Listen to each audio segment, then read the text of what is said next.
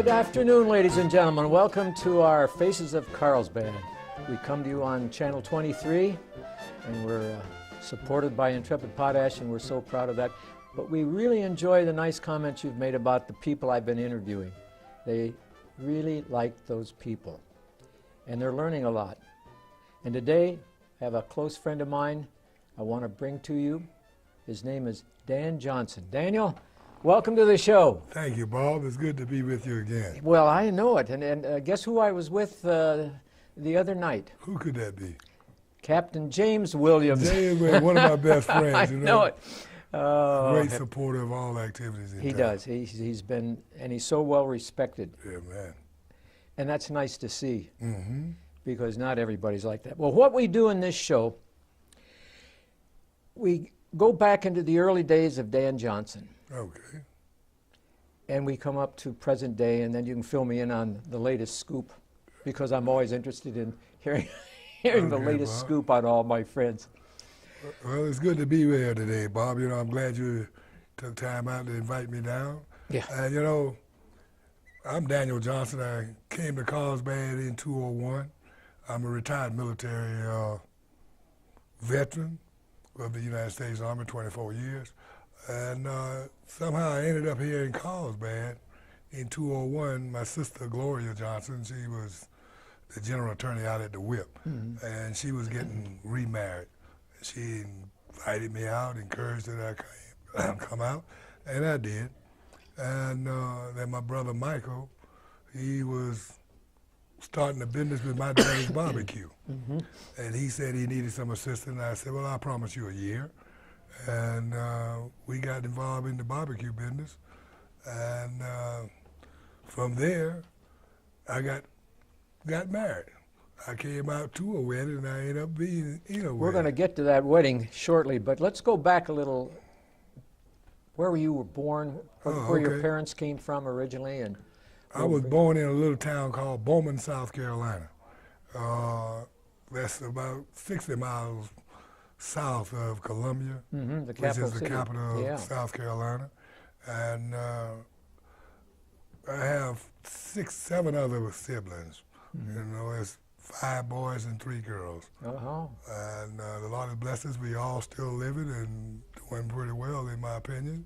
He That's has terrific. blessed us. And we grew up as, I guess, on a farm. You know, my dad owned some land out there, my grandfather, and we farmed and grew all these things, and we went to market. We did a lot of things to keep the family growing and going. That must have been quite an experience for you, though. It was. I bet you really had to work hard. When Dad said, let's get out there and do some work, I bet you jumped and didn't argue, did you? No, those days, you know, it was before sunrise until sunset. Oh, my. And when it was school time, it was before school, and when you got out of school, you showed up for work. And you did your homework, and after you finished your chores, and the next day was back to school. And once we graduated, you know, the Army was drafting for Vietnam during that time, in the early 60s, mid-60s. And my older brother, Jimmy, he was drafted into the Army. And he got shot up in Vietnam in '68, but he survived. And then my brother Andrew, he was drafted, and he was hit by a mortar in '70. And since they all went away, I said, well, I guess I'll volunteer. Now, was this brother, He survived also. he survived also? Wonderful. We was all blessed that we all went to the Army.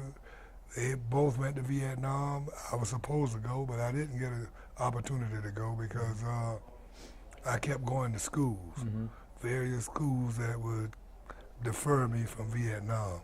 What Army department were you in? I was infantry. Infantry. Combat arms. But I went to school and I became a tow missile gunner. And that changed my MOS to a 11 hotel. And that made me a indirect fire crewman, which I was supposed to go to Vietnam firing tow missile system from a helicopter. Mm-hmm. But then we started the drawdown, so I didn't get an opportunity to go. And so I continued to serve my country from 1971 through 1996. Is that right? My gosh, So that's I wonderful. stayed, I served in varieties of jobs. I graduated from the United States Army Sergeant Major's Academy in '94. Mm-hmm. And from there I went back to Korea, served there for a year, came back to Fort Benning, became the rifle marksmanship subject matter expert for the post of Fort Benning. So all marksmanship, any type of weaponry on Fort Benning, I was involved in it. So you could, nobody would argue with you if you had a weapon. Well, I was the subject matter expert for all weapons marksmanship Yeah. because of my training and time served and schools I attended. I became pretty proficient at knowing my marksmanship and the skills and how to implement them. I trained lieutenants for 5 years at Fort Benning. You know, West Point cadets and ROTC and Yeah. all the various officers that were joining and coming into the military. So I found that to be an interesting job. I was a drill sergeant for 3 years. You know, I served in platoon sergeant position. I was first sergeant. I took over a battalion as the sergeant major, waiting for a promotion. And I was military From the beginning, huh? From- Right from the beginning. from the farm. Yeah. You know, and I think a lot of those things was instilled into me as a young man because my father was adamant about getting your education, working hard, doing the right thing. At the same time, he insisted that we go to Sunday school and Bible studies and do all this Bible stuff. And, you know, so we grew up that way. Mm-hmm. And then my mother was in a car accident in 1972. And she died in a car accident Oh, no. on February the 14th, 1972. And so that left Dad with the responsibility of raising the family and keeping us together. You know, Jimmy and Andrew already been to Vietnam.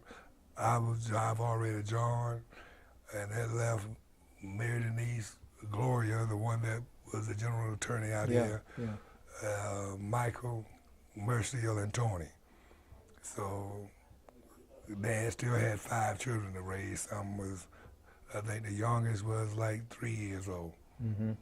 But he was blessed to do this, and they all growed up, all went on to college, all seemed to blossom, even though Mom was gone. Your dad was quite a man. He was a tough fella. Quite a You man. know, he was a strong disciplinarian, but he believed that he loves us.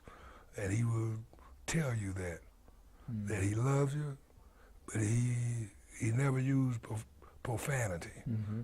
He would use little innuendo words, which tells us that when he's upset. Yeah. You know, he would say, "So help me Jesus, I'm gonna straighten you out, son."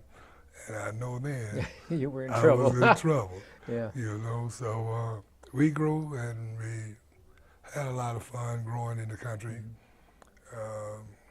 We learned a lot of skills out there, a lot of survival, how the land works, why it's imperative that we work hard and that we try to be righteous. Well, besides serving in Vietnam and Korea, were you in any other foreign countries while you were over there? Oh yes, I was in Panama Oh. for a year and a half. Not at Fort Davis, where I was at Fort Davis, I was too. the 197, Yeah. the 193rd. I'll be darned. I Yeah. was our troop ship on its way to Japan Okay. after World War II stopped there, and our water supply system went down. So they said they're going to send the ship, the General Leroy Eltinge, through to the other side, but we had to spend 1 week at Fort Davis in the Fort Panama Davis, Canal Zone. in the middle of the jungle. Yeah.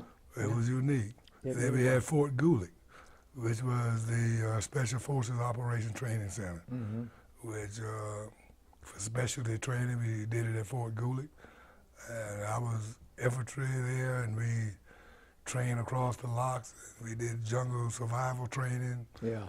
over there, and they'd drop you off out for 2 weeks out in the middle of the desert with a little weapon and your little knife and your equipment, and you had to feed yourself and Oh my survive God. Yeah, survive, huh? for 2 weeks. Oh, yeah, yeah. So Fort Davis was interesting.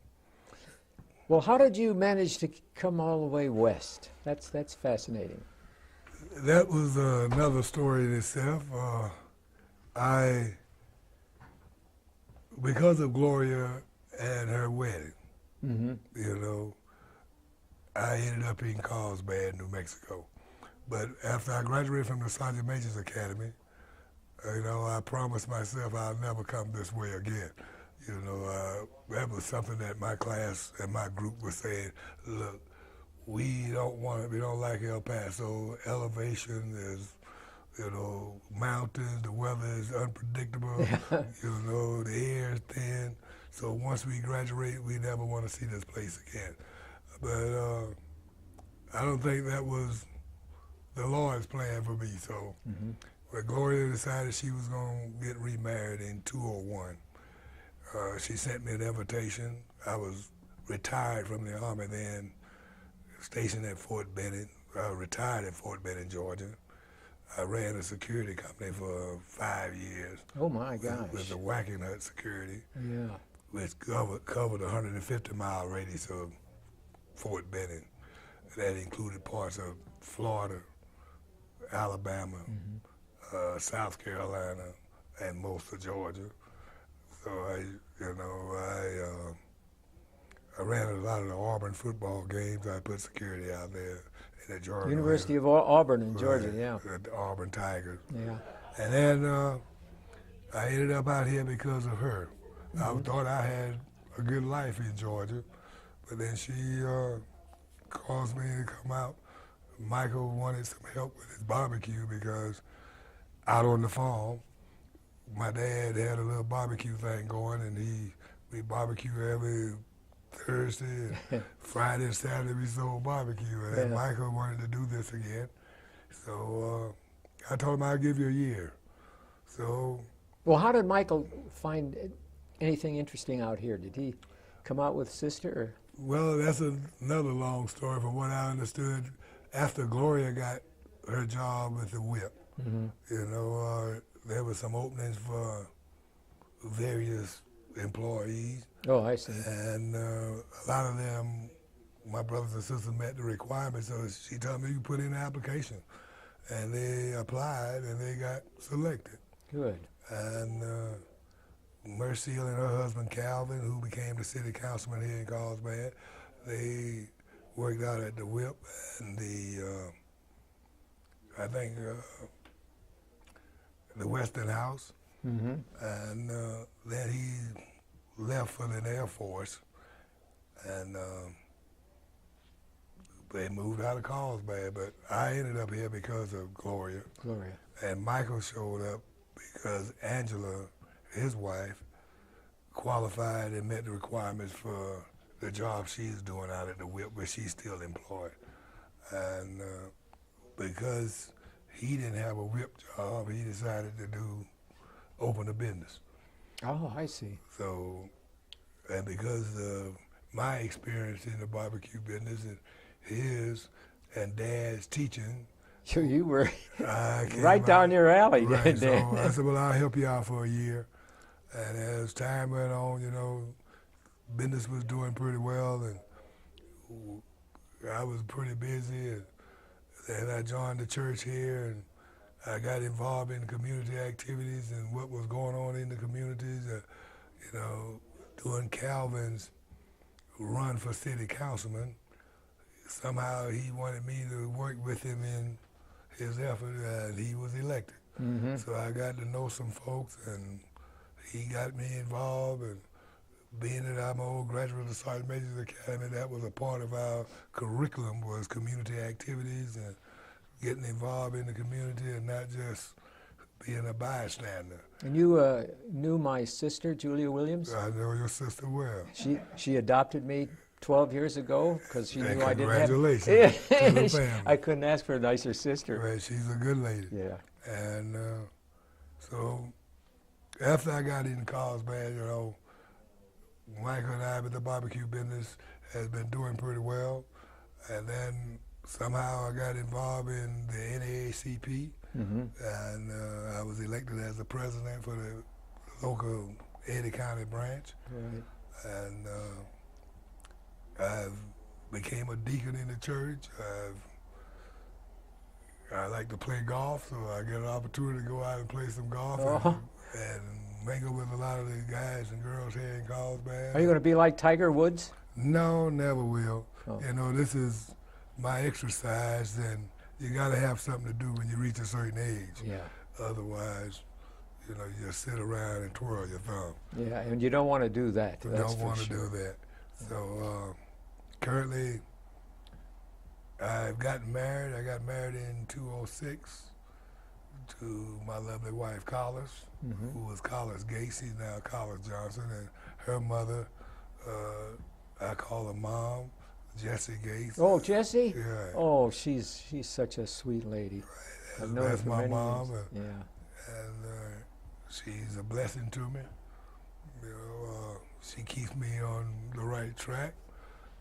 And Did you ever notice that wives like to do that? They like to Ah. keep their husbands on the right track? Yeah. that's something I guess that is inherent. That's inborn with Right. most ladies. And you see how you was adopted by Julia?